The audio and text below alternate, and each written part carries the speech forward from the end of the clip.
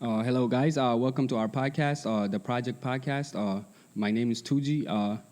I'm here to welcome you guys on our first episode. I would like to introduce you to my partner, But also, would you like to introduce yourself, please? Welcome, my people. Welcome to our first episode of the projects. My name is Badasso. A little bit about myself. I'm an entrepreneur, man. I recommend everybody to be in entrepreneurship, get your own business, own your own business. That's about it for right now. Go ahead, Tuji.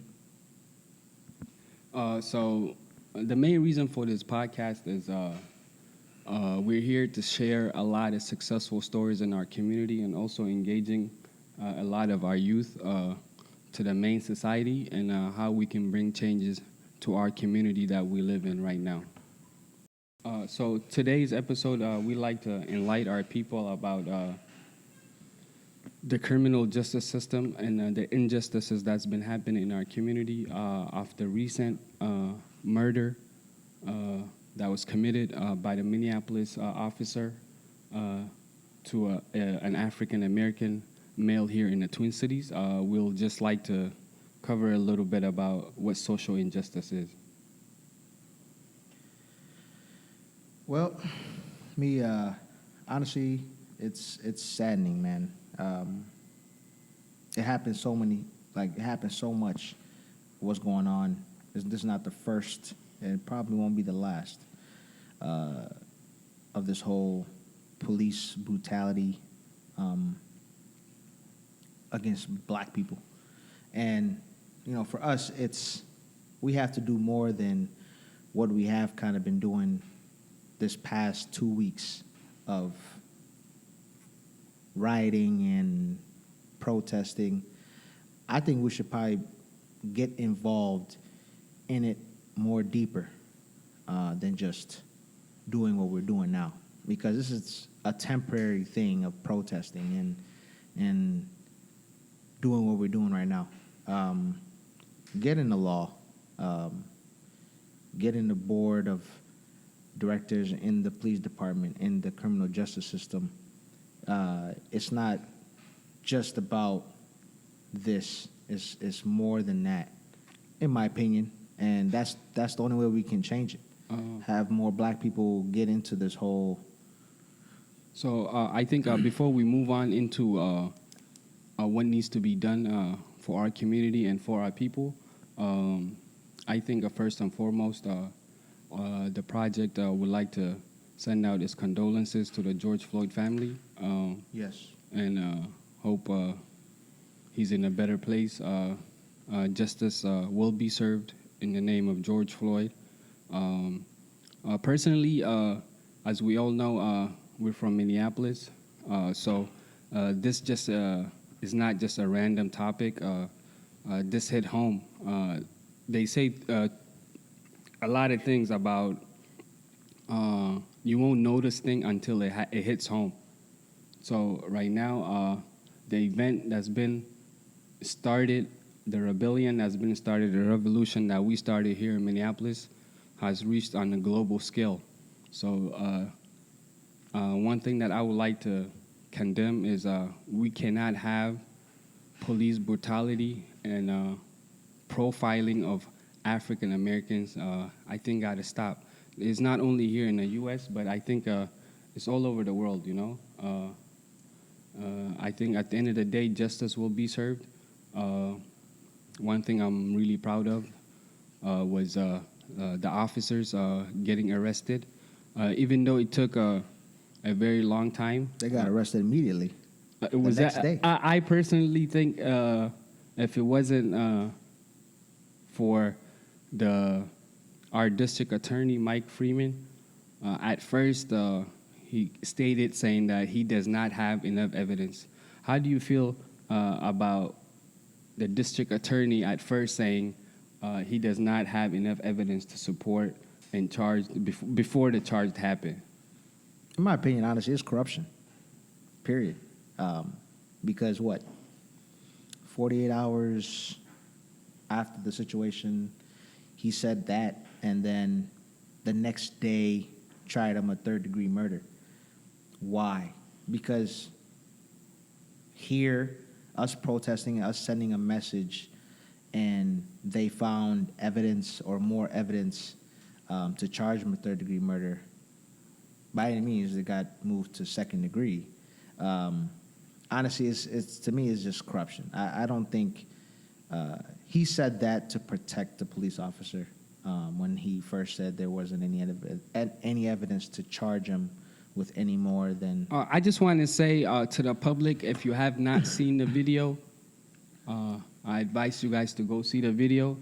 It's tragic, though. Heads up, it's not something that you are gonna. He held his knee on George's neck for literally maybe 8 to 9 minutes. This man was saying, "I can't breathe, I can't breathe," and you had 3 other police officers that just stood there and watched. How does that make you feel as a person that actually pays taxes to the city? It was sad. You have the outside people that's recording and sharing their thoughts, telling them, "Please move, let him breathe, take your neck out." Before we go on, let me ask you this: if an innocent bystander or a civilian intervened, what do you think would have been the outcome? I'm not gonna lie, I thought about that. If I was in that situation, would I do it?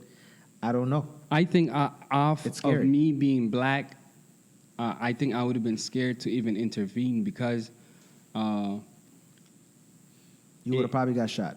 Honestly. that's 100%. I've seen so many videos that's all over the internet about a young black man, and not only just a young black man. Let me put it in quotes. It says unarmed black man in America that's being shot and gunned down like animals here in the United States. Not once, not twice. I think within the past 5 years, our city encountered 3 high-profile cases: Jamal Clark, Philando Castillo, and then now George Floyd.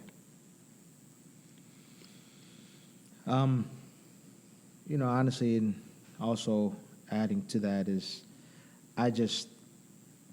it's hard, man. We go through it so much. We try to protest and share our thoughts and our feelings, and I'm not gonna lie, it felt good that a lot of people came out and showed who Minnesota is. Minnesota nice, yeah. We were actually top 5 best places to live. Yo beite and then I know Minnesota kana. If you know what it is, they call it Minnesota nice city because na kasi bekamte. Yeah, that's true. So gin bekaman and yo me saying that is known to be Minnesota nice. That's just a stereotyping of the whole state, but at the end of the day, this state has a lot of work to do. I want to get back to the point where you started off when you said, how can we change police brutality, the whole policing system? Personally, you said that go out and vote, get involved with your city councilman or councilwoman, see what your vote is doing, basically. So as civilians that are living here in our city that pay taxes, I think we are obligated to go check up on the people that we voted into a councilwoman or into a state council representative, whatever it is. I think they're obligated to do what we put them there for. Yes.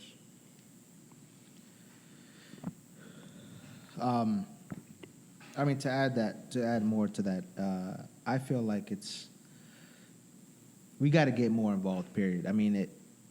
Even though we feel like black people are not going to get into this whole criminal. No, I'm not fago hadim no man. Before we even go any further, gizay makina sa into a mantana ati if you're right, I'm gonna speak personally as a young black man here living in America. I don't feel very safe driving at night or early mornings, or matter of fact, just getting into my car. Cause not once, not twice, but I've been pulled over for profiling, or for fitting the description, or you're black, you're in the wrong area. you're in the wrong area. It shouldn't be that way though. And let's put it to this way. This country had 450 some years to change this. Till today, they're still working on how to be fair and square for everybody. But personally, what I believe in and what I've educated myself in is that black people are systematically still oppressed. As I feel as they're still in those chains that they were brought in from Africa. They still chained up. So they're not fully out to express what a white person would. For example, getting loans from businesses, even health care, the neighbor buying houses. It's a lot that's putting down the black skin color, and I think the society had enough now. It's time for a change now. Personally, I think a lot of people that's our neighbors, our legislators, they have to personally come out and say, hey, this is not acceptable anymore. I mean, to add to that also is, let's say, lost my train of thought, actually. It's okay. But anyways, I mean, my advice also is sometimes we got to know the world that we live in, especially as colored people. And even though we want to send a message, especially to police department. Just to know, these police departments, they work for us, though. They're No, here they do. to They they're do. here to do two things: to serve and protect. Yes. I mean, you know, like you said, you know, you get in your car, you leave, you drive, and sometimes you get pulled over because you're in the wrong area, because you're black. And sometimes, until things starts changing, we have to try our best to kind of hold our emotions in and just do what we can to get out of that situation. For example, about 6 months ago, right, I got pulled over by a white police officer. I rolled down my window, my hands are on the steering wheel, and the first thing he asked me was, do you know why I pulled you over? I said, yes, I probably was speeding. I mean, at that situation, he looked at me and he's like, thanks for your honesty. That is why I pulled you over. Can I see your license and registration? I said, yes, sir, for sure. I pulled it out. I gave it to him. He went inside his vehicle, checked it out, came back. He said, hey, thank you for answering my question. And respectfully, I'm gonna let you go with a warning. Have a good day. And I left.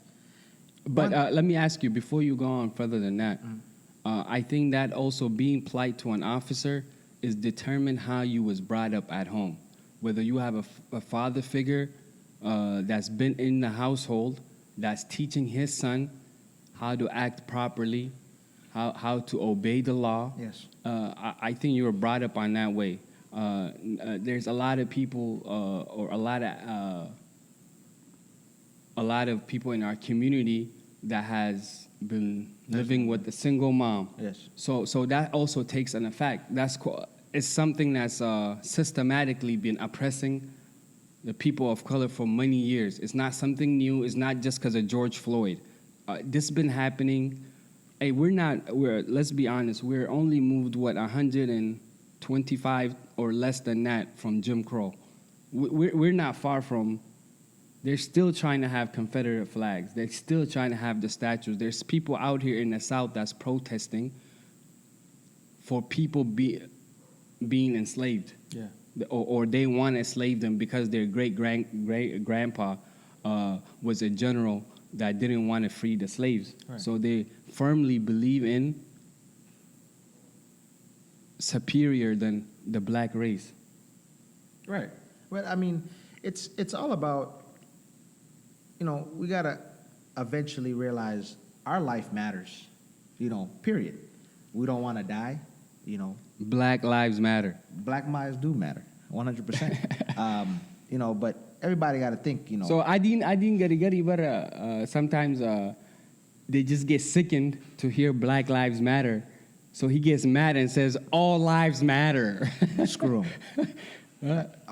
Namnia kasi if educate go ka ba want samu or it has to open up his Your life does matter because we're not saying the Black Lives Matter movement is not saying not only Black Lives Matter.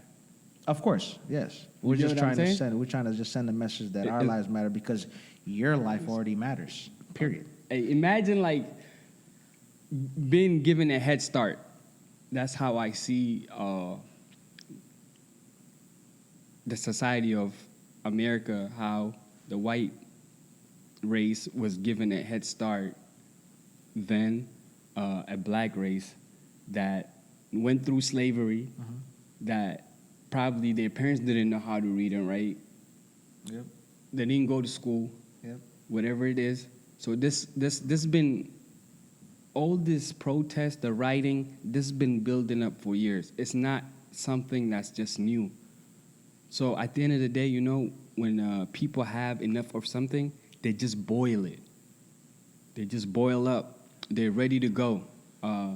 That's why they burn down our city, man. How do you feel about, just to change the subject a little bit, about the looting and burning down properties, damaging properties, all the destruction that happened on Lake Street, all the way to St. Paul? Man, it's sad, man. I grew up in Minneapolis for, 15 years, pretty much half of my life.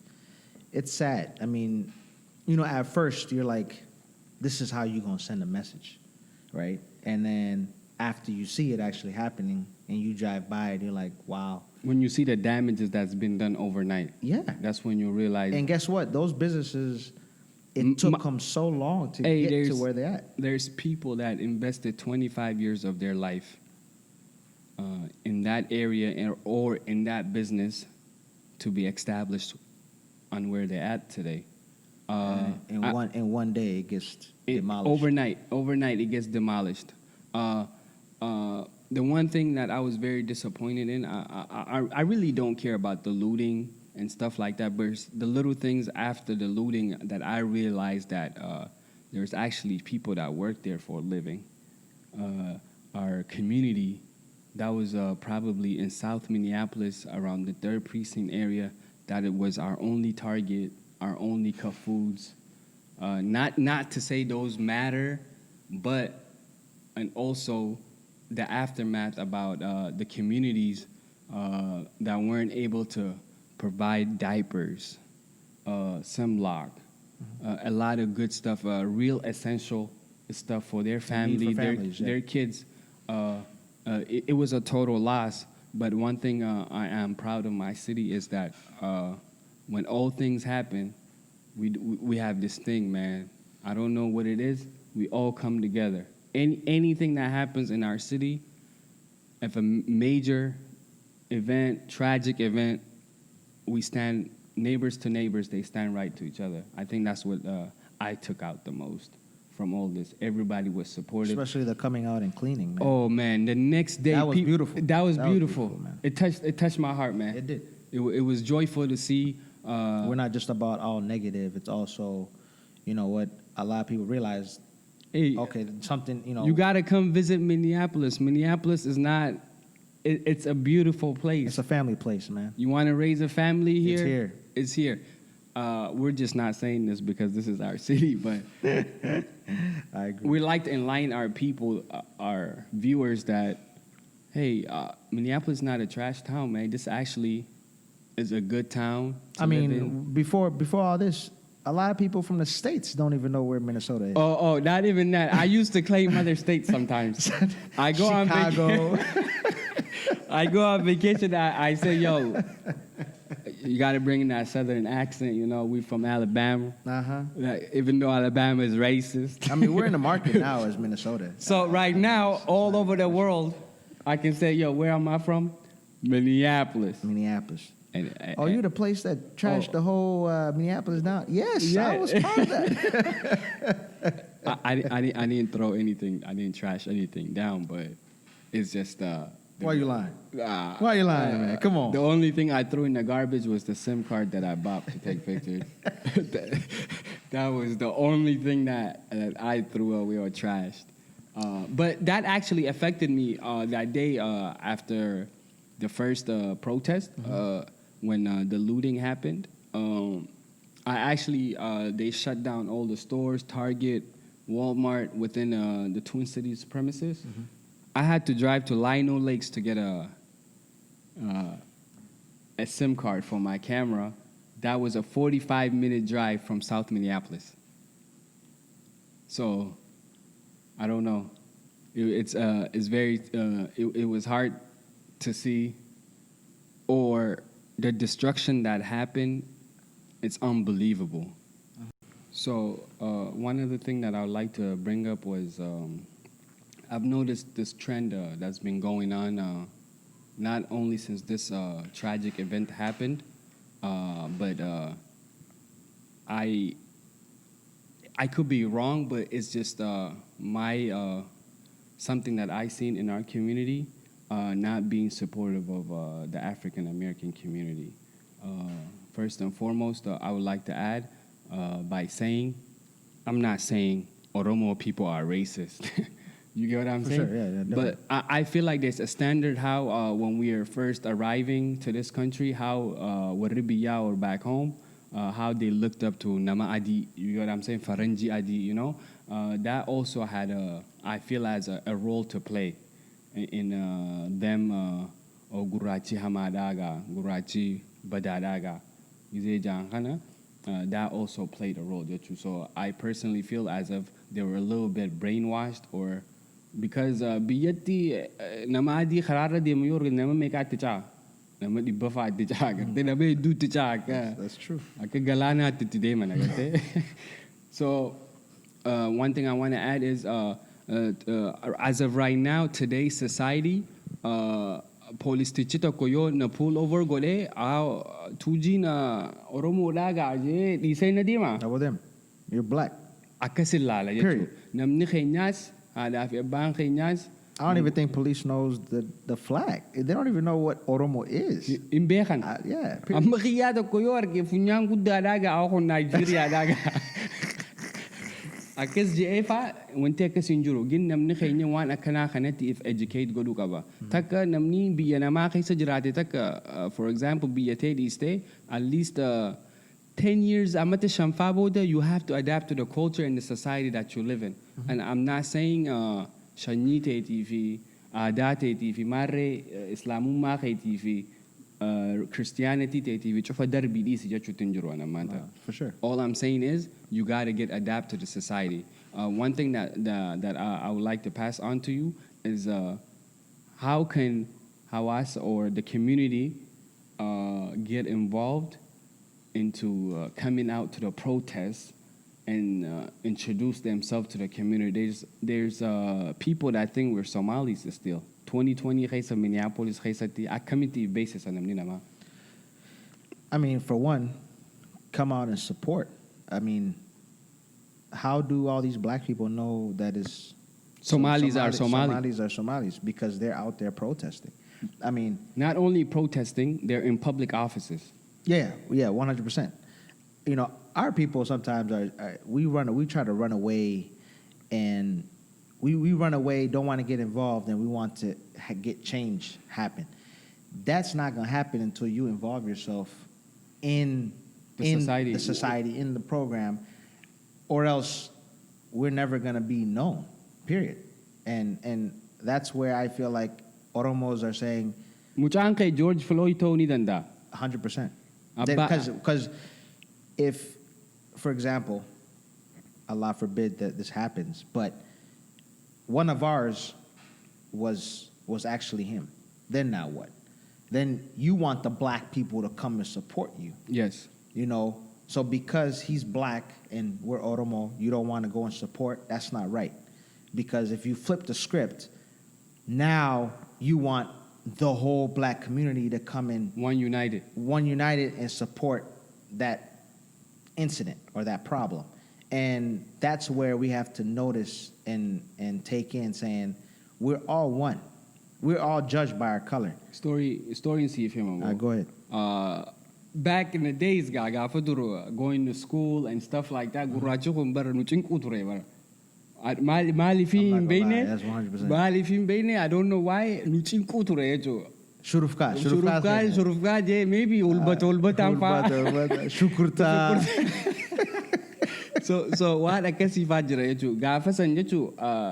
They used to say, but they don't know at Ethiopia tattoo or anything else. You know, they don't know whether you're from Ethiopia, you're from Gambia. They don't know. You know, I mean, they knew what Somalia was though. But see, the whole thing though is like when there's problems, everybody has problems with a lot of races. That happens. But we're talking about when something bad happens, we as color have to come together, right? Okay. That's all I just wanted to clarify. That's one thing. Now, even now, like if you look 20 years from the early 2000s till now, I think the African American community also gained the knowledge that they didn't have before. The new generations that came in, intermixing in the communities. Okay. Which back then we used to be on the bus. They used to say, "Yo, you booty digging fingers, African Somali." You know why? Because he was in why? Because he's in Johnny and Montana. Again, the times have changed now because they realized as time goes, you know, everybody learns in a different pace. I'm not saying the whole community is a slow community. No, sure. But everybody learns in a different pace. Now, to see them calling us our brothers is a wonderful thing. Definitely. Because when you outpopulate yourself into the society, people will know who you are. I was on social media. I came across just this rally event at George Floyd. One of the videos, one of the young brothers was giving out a shout out to the Somali community, saying, if there's another riot anywhere, I would like to be going the riots with Somali people. Yeah. It was here, actually, right? It was here. Yeah, he said it. He said it was here. talking about it over there. Yeah. He said, I've never seen somebody throw rocks like Somalis. Huh? But the reason why... And guess what, though? There's a lot more beef with Somalis and black people. But I think times have changed now. But times has changed. But when there's a problem, social injustice, everybody comes together, and that's where everybody's realizing. Now, black people are realizing that. Now, that's where they all come together and share, saying, hey, we're all one. Hey, one other thing, a little short story. Somalian community in Somalities, in their community, also lost somebody to police brutality and an unjustified killing of a Somali young man. I don't recall his name. I think this happened in Eden Prairie, just a suburb of Minneapolis. So I think they seen or they felt what Gurachi, the people of color have been going through. Yep. So not to say they felt their agony and all their stuff. It's just the fact that they might have a better understanding. To change it back to our community, our Oromo communities, I'm going to look in the camera and say, hey, we have to come out and support the cause. We have to come out, whether it's our parents, whether it's our community leaders at the Oromo Community Center, or whether our imams that is preaching or our priests that's also preaching. They should also preach about serving justice for the people and how police brutality has done damages in our community. No, I totally agree. And, I'm going to add to that. That's the only way we can see change is if we come out. We support each other as one. Not as Oromos, not as black people, not as Somalis, as one. Because at the end of the day, we came from one tree, man. Tree san muka Africa, you get what I'm saying? Yeah. We all came from that same African continent. Adii ta'uu gurraacha ta'uu bara yoo tana killee gosa lamaa jira orgaanikii fi diimtuu fi teerra adii gizee cabsitu gizee baatu taan irra gurraattiidha. nope. Gizee baantu tokkuma jechuudha. Yaloo sanii fi oguma irraa qabdu jechuudha. So kanaafuu namni keenya kan mana taa'u jirus dhaamsaan hin qabuuf miidiyaa Oromoo bichaa laaluu miti. Waan biraatis jala deemuudha. OMN isni fardiidha niin beeka. But come out and support. Period. Come out and support. You know why? It's your sons, your grandkids that will be having this issue. And I mean, it's the one thing that George Floyd called out. I mean, he called out for his mom. he called out for his mom. On his last breath after saying "I can't breathe" was his mom died. I heard 2 to 3 years ago. Imagine a person that's his mom passed away 2 to 3 years ago, And he calls out his mom. and he calls out his mom. Him calling out his mom, that means the way I understood it is his calling out all the mothers in the world. He's calling out all the mothers. One other brief thing that I also that I had to bring it up was how do you feel about your president saying when the looting starts, the shooting starts? Donald effing Trump. I don't think we should be saying his name in our show. No. I just want everybody to know. We just gonna call him the yellow man. From now on, we're gonna call him the yellow man. Honestly, he's a disgrace. Period, man. I don't even In a think time or he deserves our time, to be honest. But he's a disgrace. He's not a leader. In a time- all he does is he judges. He goes to the bunker when things happen. I mean, honestly, I just let's all come and vote. Period. Let's all go out next and vote. November. I know 2016, most of y'all black people didn't vote. Snoop Dogg said he didn't Oromos vote. didn't vote. My grandma voted, okay? If my grandma can vote and she's 70-something years old, your can grandma can vote, all right? So at the end of the day, all I'm saying is if you want change, you got to go and Go register. go register. Make yourself involved in what's going on. If you want to, for one thing that I got to say for our people is all we want to do is point fingers. Hey, if you point one finger, 3 is pointing back at you. 3 is pointing back at you. So, in my opinion, is go and change something because like I said, our people, we all want to point our fingers saying so and so do this, do that. This is what I want to see. Go out and do it. What's stopping you? You got 2 legs. You got 2 arms. Go make change. Don't speak about it if you don't want change to happen. So at the end of the day, with the conclude of that, let's all come together as one. Let's see that. Other than that, that's the only way. If we stand together, things will change. It's gonna probably take some time. It's not gonna change tomorrow, but this is just a message. As we see the past 2 weeks now, little by little, things will change. We'll just have to have the patience and time and make it happen. Okay. And then the other main topic that's been going on with social injustice is I think we touched up on it a little bit. There's a lot that needs to be changed, but for all this to change, I think the most important thing is the guys the judge. Those judges that have been sitting on those courts for 50 to 40 years that know the law from head to toe, All right. I think they should come out and step out and say, those are the guys that have the gavel and the executioners. You get what I'm saying? They Those have are the power. They have the power. Those are the guys that sent young black African American men to jail, incarcerated, giving them unfair sentencing. Yep. But there's a lot of ways, but we just can't justify it right away. It'll take time. One thing that I understand, even with the trial of these 4 police officers, we want, as a society, we want it within a week.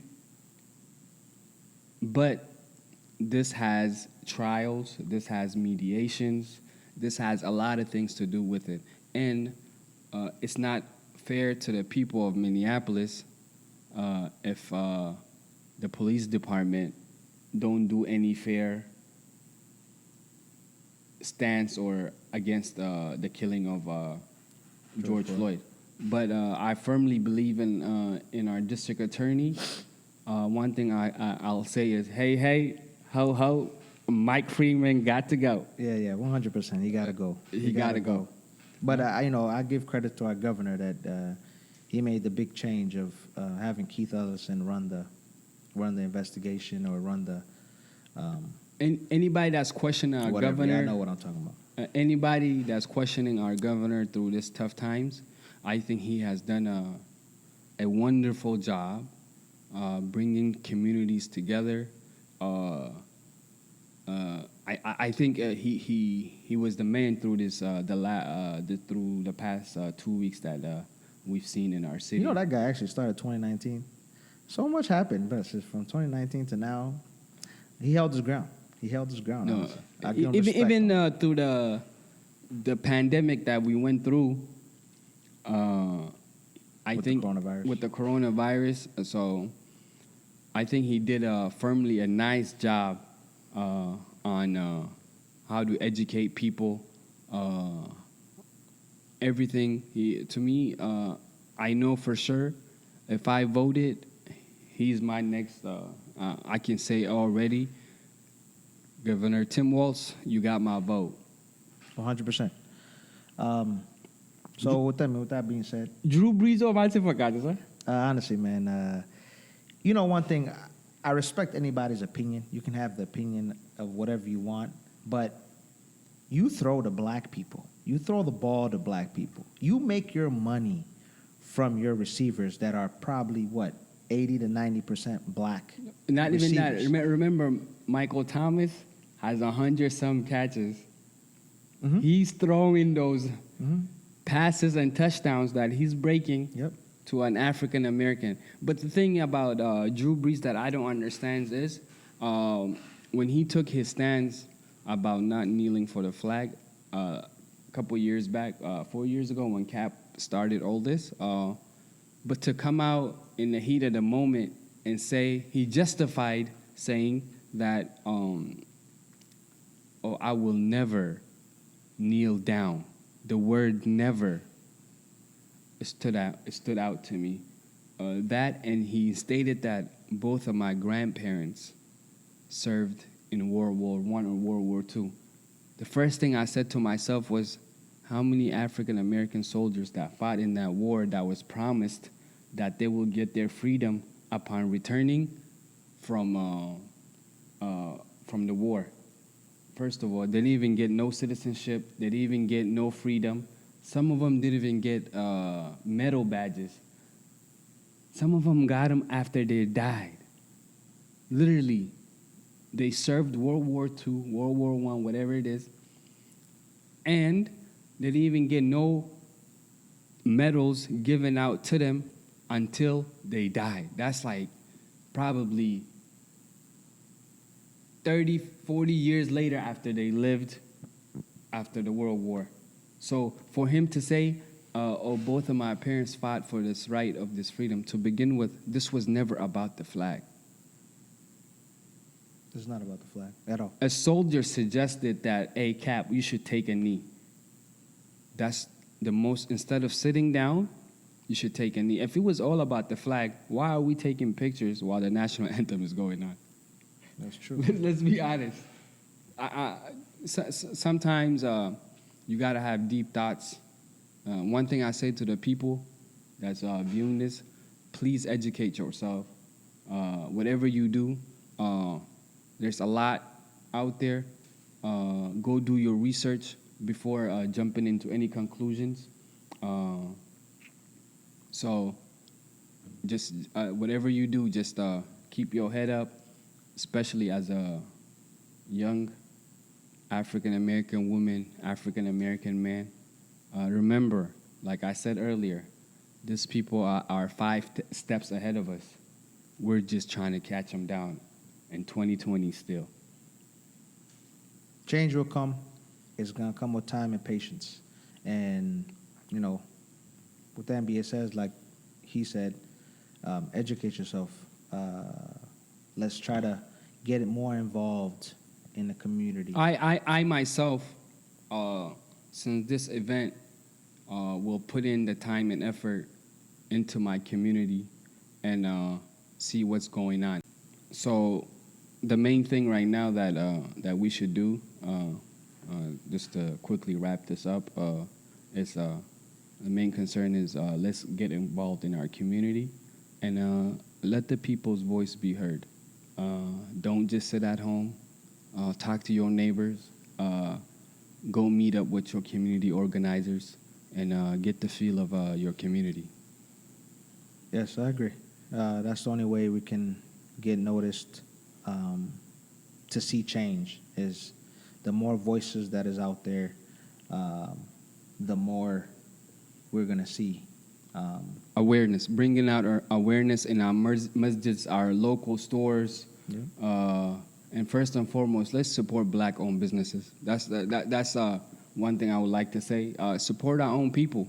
And on that note, the first episode of the project has ended. I'm 2G. I'm Brasso. Take care, guys.